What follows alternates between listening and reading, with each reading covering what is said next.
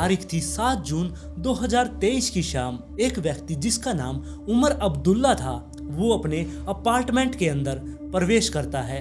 Apartment में जाने के बाद उसने अपने अपार्टमेंट की सारी खिड़कियां दरवाजे खोल दिए थे। वो उस अपार्टमेंट के अंदर से किसी ऐसी चीज को बाहर फेंकना चाहता था जिसको वो देख नहीं पा रहा था। वैसे ये शख्स टैंपा बे फ्लोरिडा में रहा करता।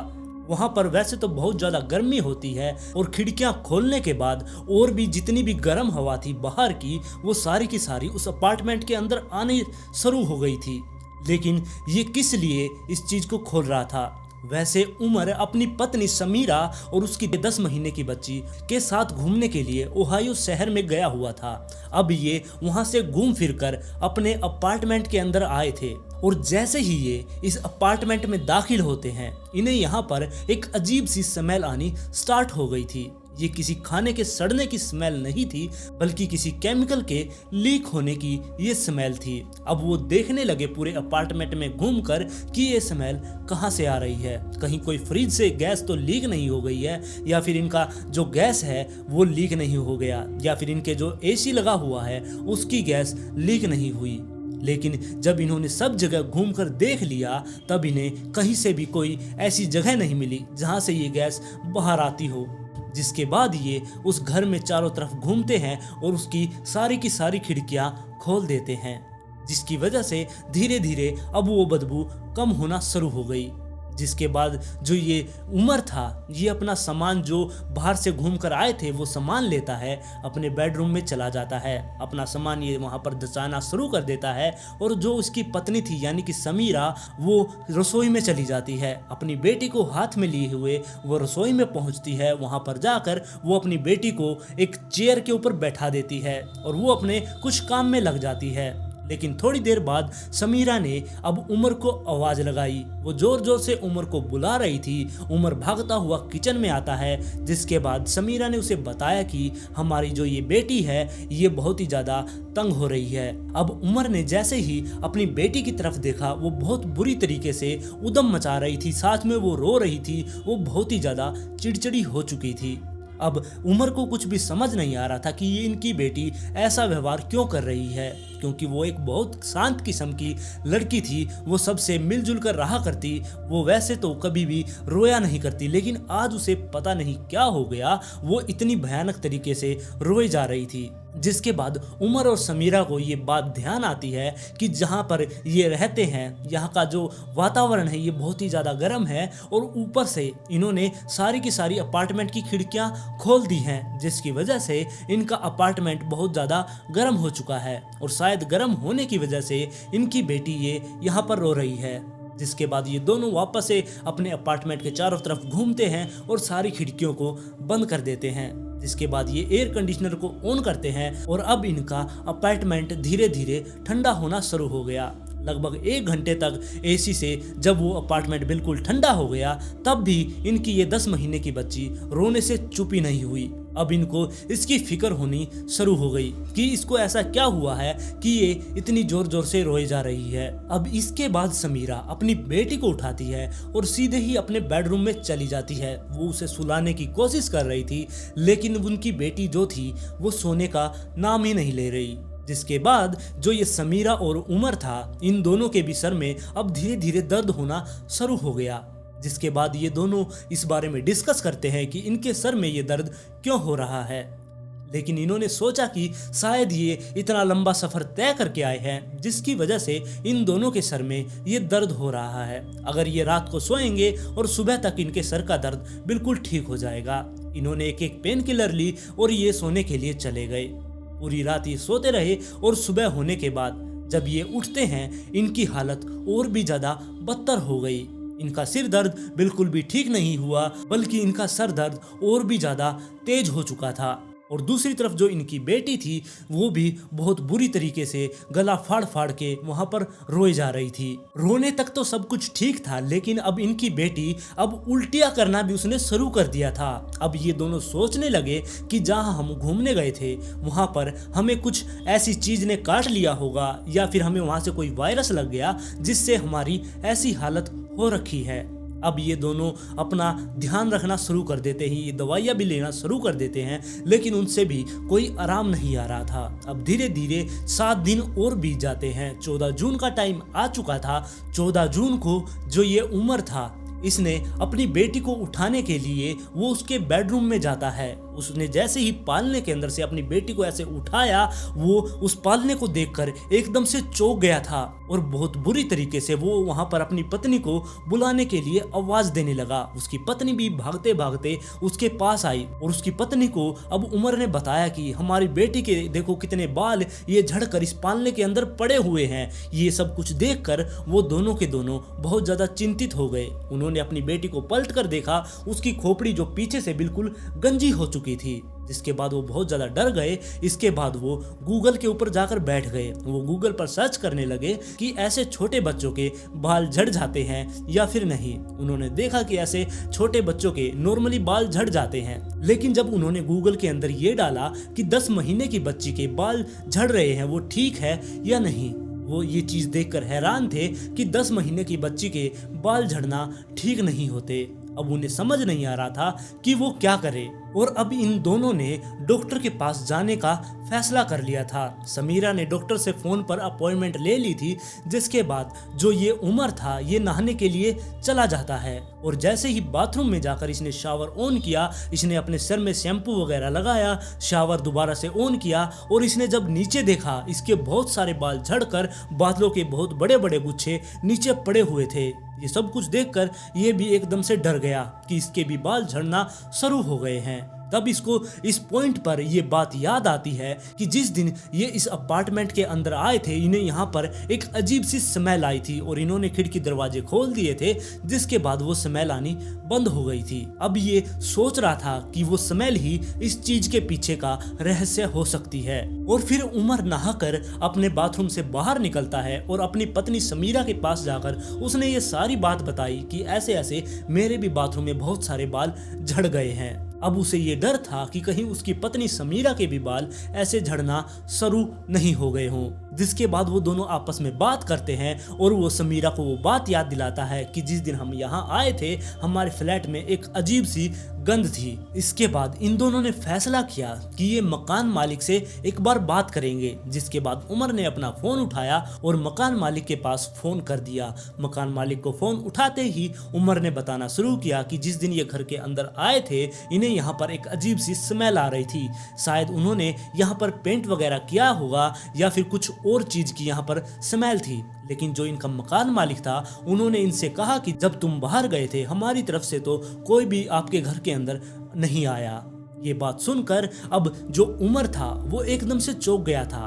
अब जो उनका मकान मालिक था उसने बताया कि ऐसी कोई गंध आ रही है तो शायद तुम्हारे घर के अंदर कोई गैस वगैरह लीक हो रही होगी। तुम एक बार किसी को बुलाकर इस घर को चेक करवा लो, मैं तुम्हारे साथ हूँ। ये बात कहकर मकान मालिक ने फोन काट दिया। जिसके बाद इन्होंने एक गैस इंस्पेक्टर को बुलाया। गैस इंस्पेक्टर आने के बाद उसने इस पूरे घर को छान मारा। वो इस घर के अंदर से कोई ऐसी चीज ढूंढ रहा था जहां से उसे गैस की ये बदबू आती नजर आ जाए, यानी कि जहां से ये बदबू आ रही है वो चीज उसे मिल ही नहीं रही थी। वो पूरे अपार्टमेंट के अंदर घूम घूम कर हर एक चीज उसने देख ली थी, लेकिन उसे गैस के लीक होने की कोई भी जगह नहीं मिली। इसके बाद गैस इंस्पेक्टर ने उमर से ये भी बताया कि जब मैंने पहली बार इस घर के अंदर अब एंटर किया था, तब मुझे यहाँ पर हल्के हल्के केमिकल की बदबू आ रही थी, लेकिन वो बदबू कहाँ से आ रही है इसके बारे में मैं पता नहीं लगा पाया। जिसके बाद वो गैस इंस्पेक्टर भी वहाँ से चला जाता है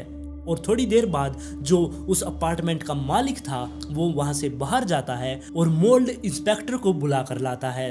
मोल्ड इंस्पेक्टर भी अपनी पूरी तहकीकात कर लेता है, उसे भी वहाँ पर कुछ नहीं मिलता। जिसके थोड़ी देर बाद वो एक प्लम्बर को बुलाते हैं। प्लम्बर भी उसके वाटर हीटर को चेक करता है, वहाँ से भी कोई गैस लीक नहीं हो रही थी। जिसके बाद वो भी अपने चला जाता है। और इसके बाद अपार्टमेंट के मालिक ने एसी वालों को बुलाया। अब उसके एसी की भी जांच की गई, लेकिन उससे भी कोई गैस बाहर नहीं आ रही थी और अब तक भी जब इन्हें कुछ भी नहीं मिला, जिसके बाद तंग आकर उमर ने फायर डिपार्टमेंट के पास फोन कर दिया। फायर डिपार्टमेंट वाली पूरी टीम इनके अपार्टमेंट में पहुंच चुकी थी। अपार्टमेंट में आने के बाद अब उन्होंने भी अपनी जांच शुरू कर दी, लेकिन उन्होंने भी यही बताया कि हमें कुछ भी यहाँ से नहीं मिल रहा।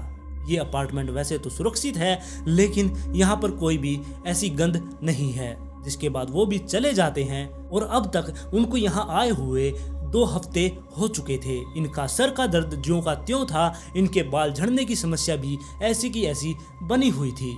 और तो और अब जब भी ये अपार्टमेंट के अंदर घूमा करते तो इन्हें सांस लेने में भी दिक्कत हो रही थी। कई बार तो इनको ऐसा लगा करता कि इस अपार्टमेंट के अंदर इनका दम घुट रहा है, इनको सांस ही बिल्कुल नहीं आ रही है। और इसके बाद जब ये डॉक्टरों के पास भी गए, डॉक्टरों को भी इनके अंदर से कुछ ऐसी चीज नहीं मिली जिससे वे पता लगा सके कि इनके अंदर क्या बीमारी चल रही है। उन्होंने सारे के सारे टेस्ट कर लिए, लेकिन सभी रिपोर्टों में ये बिल्कुल नॉर्मल ही आ रहे थे। अब समझ नहीं आ रहा था कि इनको हुआ क्या था। अब उमर और उसकी पत्नी के पास कोई भी रास्ता नहीं था, वो इस अपार्टमेंट को छोड़ भी नहीं सकते थे, वो यहाँ पर बिल्कुल फंस कर रह चुके थे। अब धीरे धीरे और टाइम बीतता है और 25 जून का टाइम आ चुका था। 25 जून को अब जो ये उमर था, इसको पता चलने वाला था कि ये बदबू थी किस चीज की, क्योंकि 25 जून को जो उमर था और उसकी पत्नी ये अपने अपार्टमेंट के अंदर बैठे हुए थे कि तभी इन्हें वहां पर उस केमिकल की बदबू का एहसास हुआ कि जैसे वो बदबू दोबारा से आनी स्टार्ट हो गई। उसकी बच्ची ने खांसना शुरू कर दिया। इस पॉइंट पर जो उमर था वो अपार्टमेंट के मालिक के पास फोन ही करने वाला था कि दोबारा से वो बदबू आनी स्टार्ट हो गई है, लेकिन उसने खुद को रोका और वो एकदम से शांत खड़ा हो गया और वो अपनी नाक से सूंघना शुरू करता है कि ये बदबू आ कहाँ से रही है। वो उस बदबू का पीछा करते करते पूरे घर के अंदर घूमने लगा। पहले वो रसोई में गया, अपने बेडरूम में गया, ऐसे घूमते घूमते वो अपने मेन डोर पर आकर खड़ा हो गया था। उसे अब ऐसा लग रहा था कि जो ये डोर है इसके पीछे से ये बदबू आ रही है। उसने जैसे ही धीरे से उस गेट को खोला, बाहर कुछ भी नहीं था। जिसके बाद वो गेट से बाहर जाता है, दोनों तरफ देखता है, लेकिन बाहर कोई भी मौजूद नहीं था। जिसके बाद वो वापस से अपने अपार्टमेंट के अंदर आता है और गेट को बंद कर देता है। लेकिन फिर वो एकदम से अंदर आने के बाद दोबारा से रुकता है, वो वापस से पीछे मुड़ता है और वो वापस से गेट से बाहर जाता है और गेट को वो सूंघना स्टार्ट करता है। गेट को सूंघते सूंघते वो बिल्कुल उसके नीचे तक पहुंच चुका था। नीचे जाने के बाद वो उस गेट को वो नीचे से भी सूंघना शुरू करता है। वो नीचे जब उसने सूंघना शुरू किया, वहां से बहुत तेज उसको वही बदबू आ रही थी। तब उसे वहां पर कुछ ऐसी चीज मिली जिसको देखकर वो बहुत ज्यादा हैरान था। वो वहां से उठता है, अपने घर के अंदर जाता है और अपनी पत्नी को ये सारी बात बताता है। और अब ये दोनों पति पत्नी एक प्लान बनाते हैं और प्लान के तहत ये रात होने का इंतजार करते हैं। और जैसे ही रात हुई, उमर अपने बेडरूम से उठता है और सीधा ही बाहर कॉरिडोर में चला जाता है। बाहर जाने के बाद उसके जो गेट के साइड में एक प्लास्टिक का पौधा रखा था, आर्टिफिशियल पौधा, उसके पास जाकर वो खड़ा हो जाता है। थोड़ी देर वो उसके पास खड़ा रहता है और वापस से अपने अपार्टमेंट में आकर वो सो जाता है। और फिर ऐसे ही 2 दिन और बीत जाते हैं। फिर 27 जून का टाइम आया। अब ये इंतजार कर रहे थे उसी बदबू के आने का और शाम के 5:30 बजे इन्हें दोबारा से वही बदबू महसूस हुई कि कहीं से वो बदबू दोबारा से इनके घर के अंदर आ चुकी है। और इस बदबू के आते ही जो इनकी बेटी थी उसने रोना शुरू कर दिया, उसने उल्टियां गिराना शुरू कर दिया और इसकी पत्नी समीरा उसको संभाल रही थी। जिसके बाद जो ये उमर था